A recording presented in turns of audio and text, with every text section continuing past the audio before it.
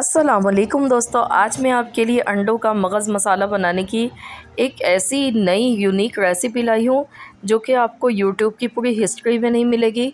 और मैं गारंटी से कह सकती हूँ ये इतना मज़ेदार बनता है कि आप बिल्कुल यकीन ही नहीं कर पाएंगे। आपको खाने में बिल्कुल ऐसा लगेगा जैसे आपने बीफ का ब्रेड मसाला खा लिया हो, इतना मज़ेदार ये बनता है। तो ज़रूर इस रेसिपी को ट्राई कीजिएगा और अपना फ़ीडबैक मुझे ज़रूर दीजिएगा। तो चलिए हम रेसिपी देख लेते हैं।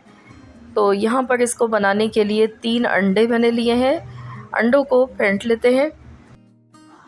बिल्कुल रेस्टोरेंट वाला टेस्ट आपको घर पर मिलेगा और आप उंगलियां चाट चाट कर खाएंगे, इतना मज़े का ये बनता है। तो यहाँ आप देख सकते हैं अंडों को हमने फेंट लिया है। अब एक कढ़ाई में मैंने पानी यहाँ पर रखा है, 1 लीटर पानी है। पानी में देखिए बबल्स बनना शुरू है, पानी अच्छे से गर्म हो चुका है। तो इसमें इस तरह से हमने थोड़ा थोड़ा करके अंडा इस तरह से डालना है। ये देखिए इस तरीके से उबलते हुए पानी में डालेंगे और सिर्फ 1 मिनट इसे पकाना है। 1 मिनट से ज़्यादा इसे बिल्कुल नहीं पकाना है, वरना ये सॉफ्ट नहीं रहेगा, ये थोड़ा हार्ड हो जाएगा। तो अब इसको हम हल्का सा ऐसे हिलाएंगे, ये देखिए इस तरह से। तो ये देखिए इसके अलग अलग लच्छे होने लगे हैं और कलर भी देखिए इसका बिल्कुल चेंज हो गया है। अंडा अच्छे से पक चुका है पानी में जाते के साथ ही। तो यहाँ 1 मिनट बस मैंने इसे पकाया है, अब मैं इसे निकाल लेती हूँ। तो इसको स्ट्रेन कर लेना है इस तरीके से अच्छे से, इसमें पानी नहीं रहना चाहिए, इस तरह इसको निकाल लें। अब इसको निकाल कर हम एक प्लेट में रखेंगे और ठंडा होने देंगे। ये इतना ज़्यादा सॉफ्ट बना है कि आप इसे टच करेंगे तो ये आसानी से टूट जाएगा। ये देखिए इसके आप अपनी मर्ज़ी से छोटे या बड़े चंक्स जैसे आपको पसंद हो, आपने चम्मच से इस तरह से तोड़ेंगे तो ये आसानी से टूट जाएगा। तो ये रेडी हो चुका है। तो चलिए अब हम इसका मसाला तैयार कर लेते हैं। तो यहाँ पर मसाला तैयार करने के लिए कढ़ाई में सबसे पहले आधा कप ऑयल लेंगे। एक मीडियम साइज़ की प्याज ली है मैंने। प्याज को मैंने बिल्कुल बारीक चॉप करके लिया है। आप चाहें तो ऑमलेट कट स्टाइल में भी प्याज को काट कर ले सकते हैं। प्याज को गोल्डन कलर आने तक फ्राई करना है।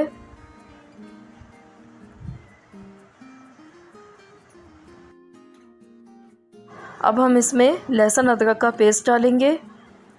1 चम्मच लहसुन अदरक का पेस्ट मैंने इसमें ऐड कर दिया है। इसे भी अच्छी तरह से मिला लेते हैं और गोल्डन कलर आने तक प्याज को फ्राई करेंगे। तो यहाँ पर आप देख सकते हैं प्याज का बहुत ही खूबसूरत सा गोल्डन कलर आ चुका है। ये देखिए प्याज गोल्डन कलर की होना शुरू हो चुकी है। तो जब प्याज का गोल्डन कलर आना शुरू होता है तो चम्मच तेज़ तेज़ चलाना चाहिए, वरना ये फ़ौरन से जलना शुरू हो जाती है प्याज। अगर प्याज जल जाती है, ज़्यादा डार्क कलर हो जाता है, तो सालन का जो जायका है वो ख़राब हो जाता है। तो इस टाइम पर ज़रा चम्मच चलाते हुए ध्यान रखना चाहिए और बहुत तेज़ी से चलाना चाहिए। अब मैंने 2 मीडियम साइज़ के टमाटर लिए हैं। टमाटर को मैंने पीस कर लिया है, इनका पेस्ट बना कर लिया है और इसको अच्छी तरह से भूनेंगे टमाटर के साथ। साथ ही में कुछ ड्राई मसाले ऐड इसमें कर देंगे, नमक डालेंगे हस्ब ज़रूरत।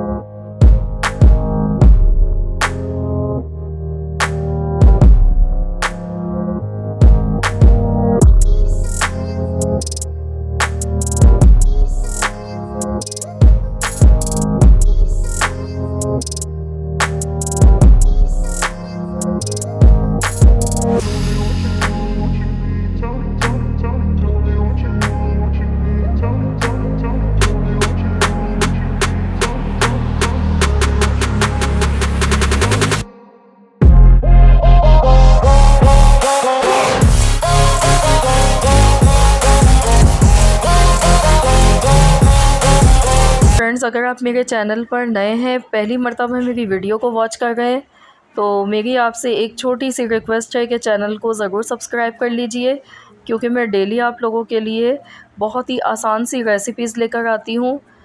तो अगर आपने चैनल को सब्सक्राइब नहीं किया है तो चैनल को सब्सक्राइब कर लीजिए। अब हम इसमें आधा कप के करीब पानी डाल देंगे ताकि अंडों का जो फ्लेवर है वो मसाले में आ जाए।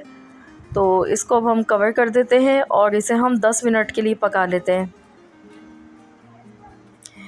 हल्की आंच पर इसको पकाएंगे 10 मिनट के लिए।